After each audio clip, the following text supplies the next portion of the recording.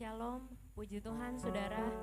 Kita mengucap syukur kalau kita boleh ada hingga saat ini. Itu semua hanya karena berkat kasih kemurahan Tuhan dalam setiap kehidupan kita. Kami semua berdoa supaya saudara semua dalam keadaan yang sehat dan diberkati Tuhan. Kami semua juga ditempatin dalam keadaan sehat dan diberkati Tuhan.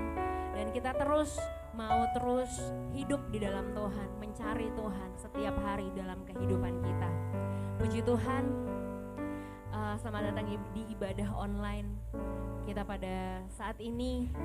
Dan mari kita siapkan hati kita. Kita mau buka hati kita untuk Tuhan, biar Dia boleh melawat setiap hidup kita. Di Mazmur 46 ayat 11 sampai 12 berkata, "Diamlah dan ketahuilah bahwa Akulah Allah. Aku ditinggikan di antara bangsa-bangsa, ditinggikan di bumi. Tuhan semesta alam menyertai kita, kota benteng kita ialah Allah Yakub." Firman Tuhan berkata, diam dan ketahuilah. Di segala kesibukan, di segala masalah kita, mari kita mau ambil waktu saat teduh dengan Tuhan. Diam di hadirat Tuhan, menantikan Tuhan, menantikan pertolongan, menantikan penghiburannya di dalam setiap kehidupan kita. Haleluya. Terima kasih Tuhan, Engkau yang kami nantikan dalam setiap hidup kami Tuhan. Haleluya.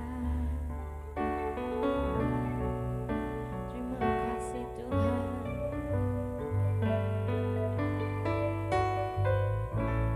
Penuhi hatiku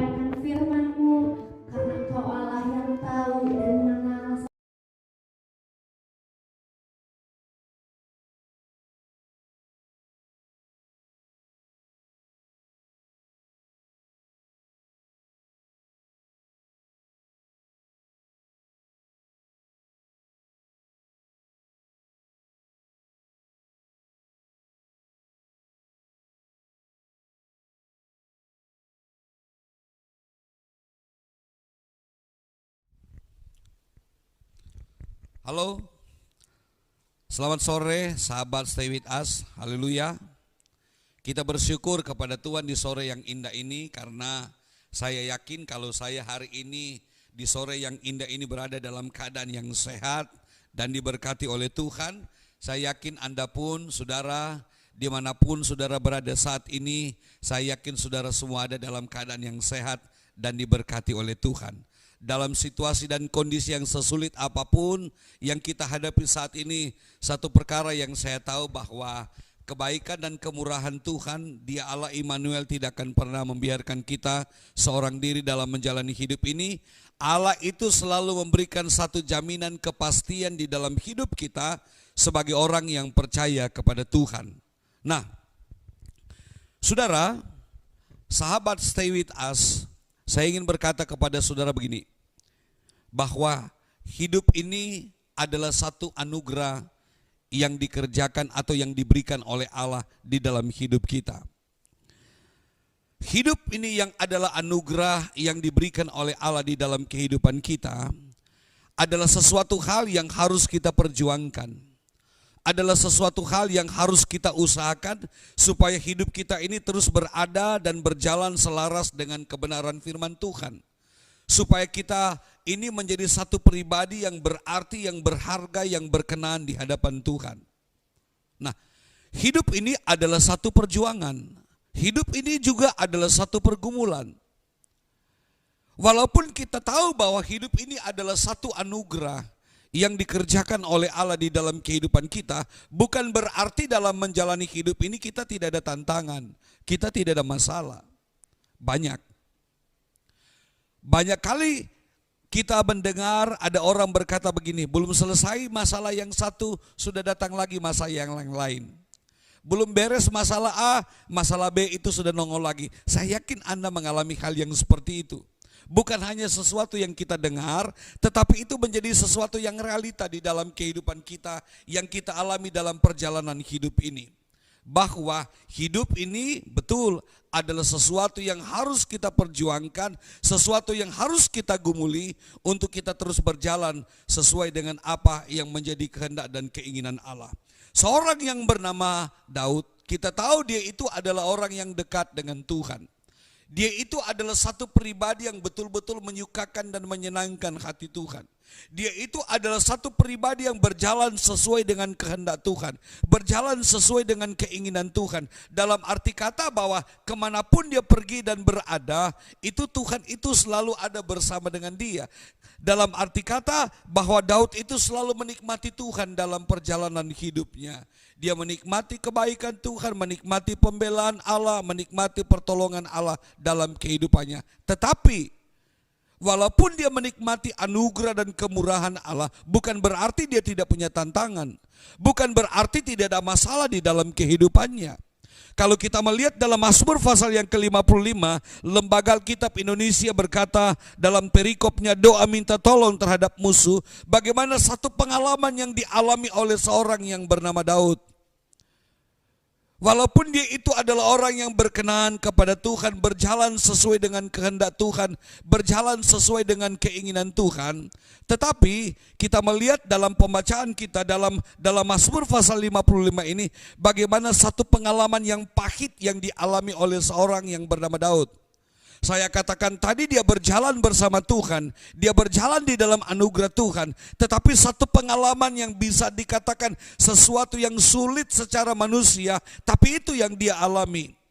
Ketika dia itu disakiti, dia itu dikecewakan, dalam firman Allah di sana dikatakan bahwa segala kemalangan-kemalangan itu ditimpakan kepadanya, walaupun dia benar tetapi dia dipersalahkan, walaupun dia itu bisa dikatakan tidak ada kesalahan tetapi kesalahan demi kesalahan itu ditimpakan kepadanya. Bahkan kalau kita melihat dalam pembacaannya dalam Mazmur pasal 55 ini bahwa orang-orang yang dekat dengan dialah yang menyakiti dan mengecewakannya.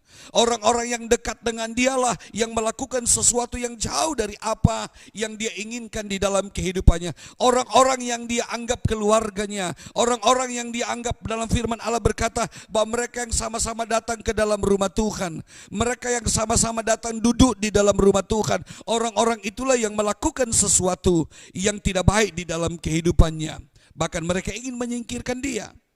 Sebab itu kita melihat bahwa dalam pembacaan dalam Mazmur pasal 55 ayat yang kedua, bahwa ketika dia berada pada satu tekanan yang bisa dikatakan secara manusia terlalu berat untuk dia mau jalani, firman Allah dengan sangat jelas berkata, langkah yang diambil oleh seorang yang bernama Daud ini adalah dalam ayat yang kedua, berilah telinga ya Allah kepada doaku, janganlah bersembunyi terhadap permohonanku.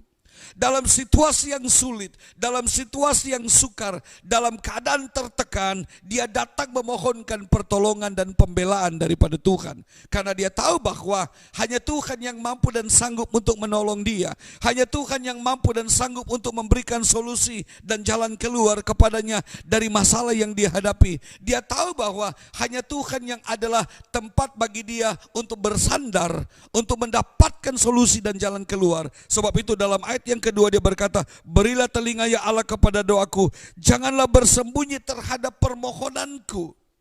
Ketika dia datang kepada Tuhan, dia berdoa, berteriak, memohonkan pembelaan Tuhan, memohonkan pertolongan Allah di dalam kehidupannya.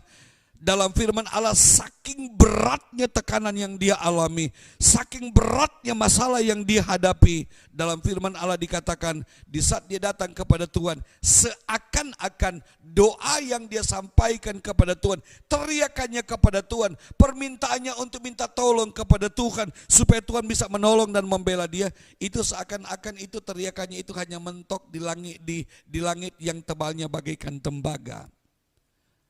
Dia merasa seorang diri. Tetapi kita melihat bahwa langkah yang diambil oleh seorang yang bernama Daud ini adalah satu hal yang tepat.